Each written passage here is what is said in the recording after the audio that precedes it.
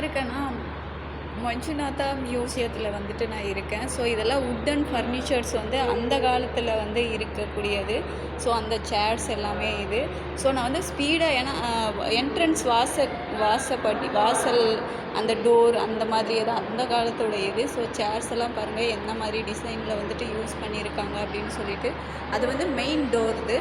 So chairs sofas அந்த மாதிரி. So இதெல்லாம் அந்த காலத்தோட இது. இதெல்லாம் செஞ்சுரியில் இருக்கக்கூடிய டோர்ஸு.